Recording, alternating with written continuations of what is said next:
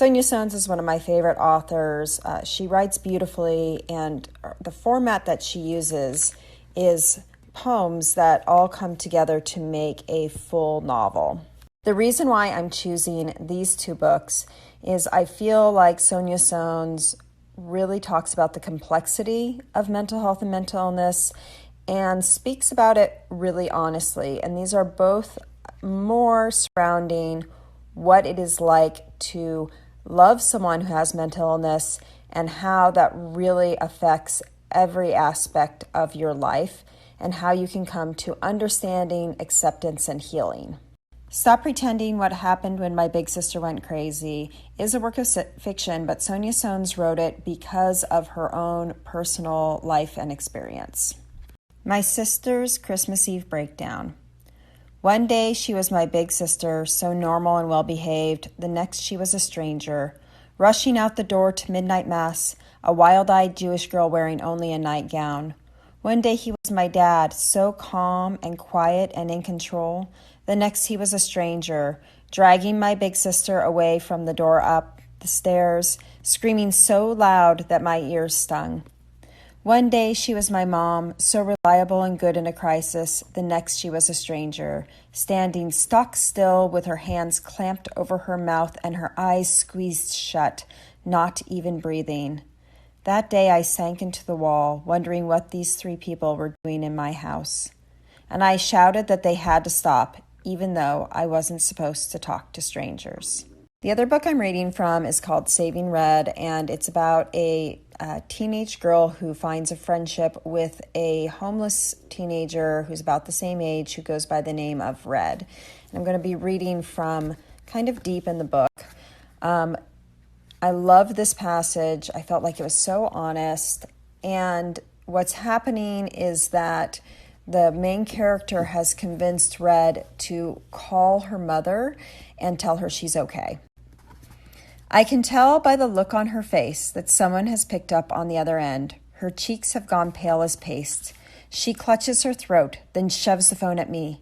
"It's my mom," she whispers. "You talk to her." So I do. But first I put the phone on speaker so Red can hear how she reacts when I tell her mother she's okay. "Oh, thank God," she cries. "Thank God Red's all right. I've been so worried. Where is she? Can I talk to her?"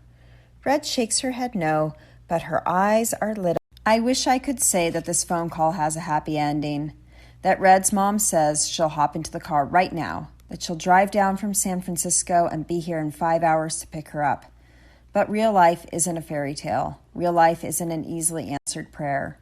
Real life is a hot mess. So what Red's mom actually says is this: is she taking her medication? Red hesitates, nibbling on her lower lip. Then she shakes her head no. When I tell Red's mom this, she says she loves her daughter, loves her dearly, but she still has 2 small kids at home, and when Red's not doing well, she poses a threat to their safety. She tells me that right before Red ran away, she set fire to the living room curtains, a fire that might have burned down the whole house with the whole family in it if she hadn't discovered it so soon. Red shudders. Pixel nudges his nose into her palm. Her mom says she knows Red meant no harm. She knows it only happened because she was sick. And she wishes more than anything that Red could spend Christmas with them, but she can't put Red's little sisters in jeopardy. So Red will have to check herself into a hospital in LA and get back on her medication before she can let her come home.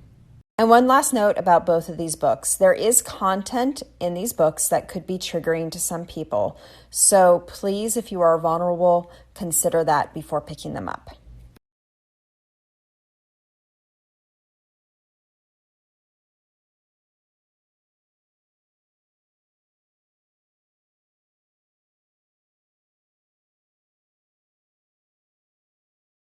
Just a Normal Tuesday by Kim Teresi is the book that I am choosing for a week to change direction today.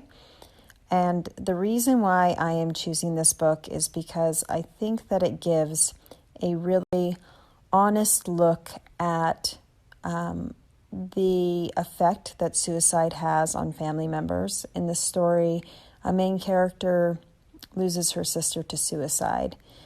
But the book is really about the healing process after the suicide and how the main character is able to come to feel joy again and to harvest those moments of joy. I'm going to do something a little different. Instead of reading from the actual book, I wanted to read something from Kim's author note because her sister died by suicide, and she talks about why she decided to write this book. Honestly, I wasn't sure I could do it. I knew if I did, I would risk exposing a secret that I had guarded for so long. I was embarrassed to say that my sister had chosen to kill herself. I felt as if people might judge me and her. I was afraid of the awkwardness that the word suicide brings to a conversation, so I simply went with the only child explanation whenever anyone asked if I had siblings. It seemed easier than the alternative. But the more I thought about it, I just couldn't shake it, so I started writing. I kept asking myself how my sister would feel about me doing this.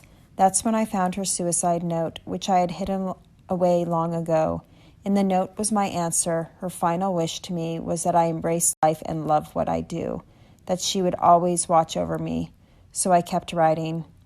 I wrote with the hope that some teenagers might see themselves on this page and know that they were normal.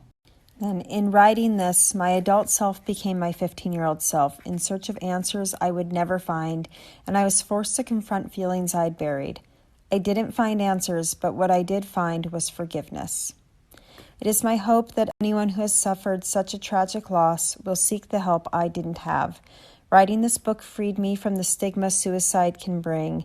It provided me with a roadmap of forgiveness and allowed me to process my loss through a version of the grief camp that I desperately needed at the age of 15. I wish my parents were alive so I could tell them that I finally realized that their loss was as enormous as mine.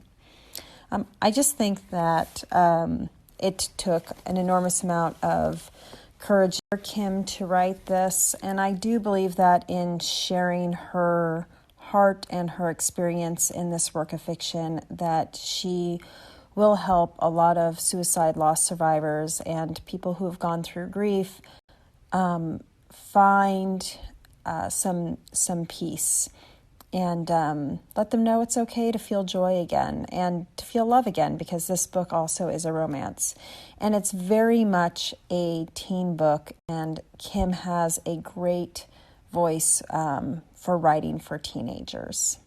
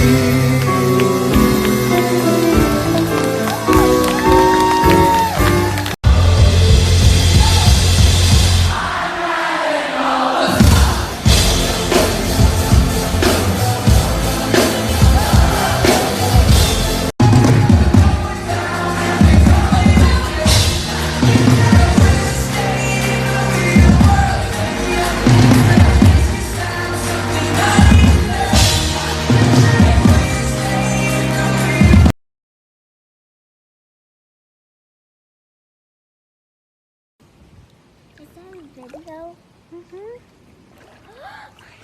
you. I made it. I went here and back without breathing. Then send it to me. Your turn. To do what? To go over here and back without.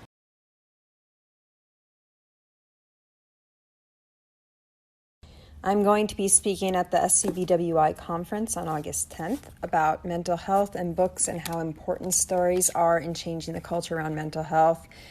And I'm bringing all of these 5 signs cards from Change Direction. And this is what 2,500 5 signs cards looks like.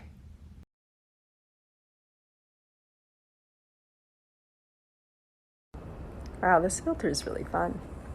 So the SCBWI conference that I'm speaking at, I'm really excited about because that is kind of where I got my start with children's book writing, and it's where I met all of my favorite writer friends.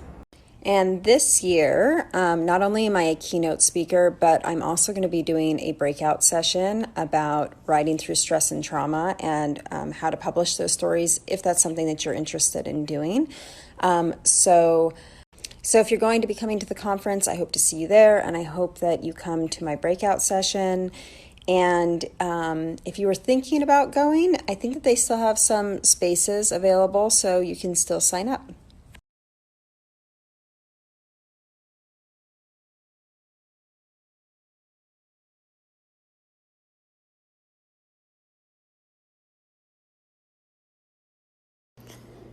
When I stop petting Misty, she puts her paw on me. Okay. Yeah. Okay.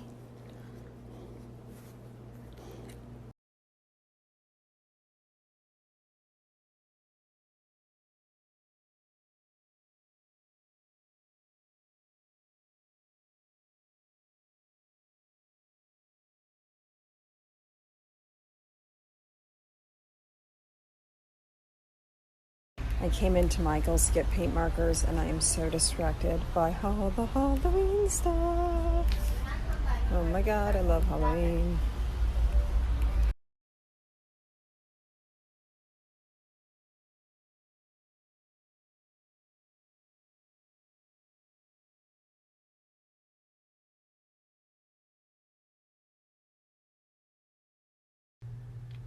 I'm speaking at a conference this morning for children's book writers and illustrators. It's called the SCBWI conference. And during my keynote, I'm going to be making an announcement about something that I've been working on with Change Direction for a while. So after I announce it there, I'm going to come back and announce it here. Yay! For the last year and a half, I've been working with the Campaign to Change Direction, and they asked me if I could help with their new initiative, Books Change Direction. So I've been doing a lot of research and preparing it, and today we launched Books Change Direction. So we just launched Books Change Direction, and it's very much in its infancy. But what our goals are is to help recognize and encourage books that are changing the culture around mental health, to educate people on how to responsibly include mental health and mental illness in their books, and also to help people access books if they are in need. Another thing that we will be developing is a list of books on our webpage that are what we think are Books Change Direction books. And what will happen is once a book is submitted, then we will have a psychologist read that book to vet it. So if you'd like more information, swipe up to get more information. There's also a form on there where you can submit a book that you think is an appropriate Books Change Direction book. And thank you so much. I'm so excited, you guys.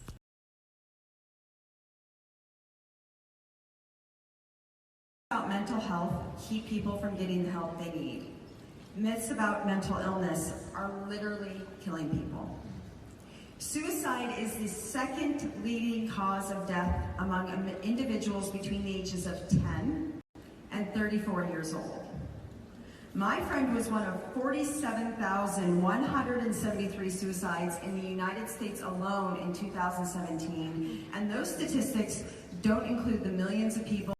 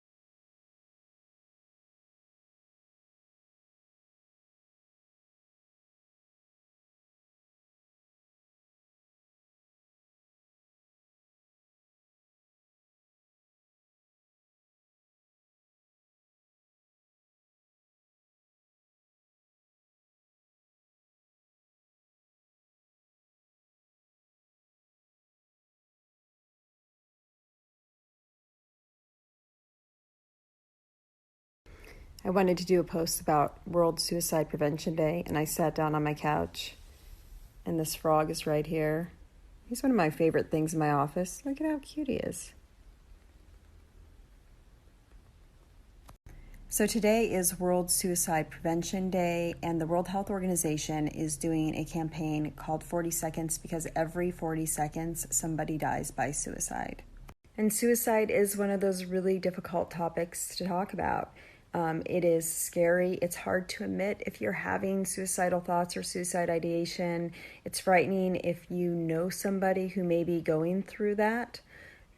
But having these conversations and spreading awareness is such an important part of helping people get the help that they need if they are experiencing suicidal thoughts or suicidal ideation.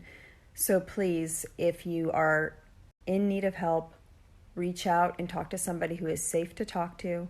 And if you think that somebody is suffering, reach out to them and let them know that you are a safe person to talk to.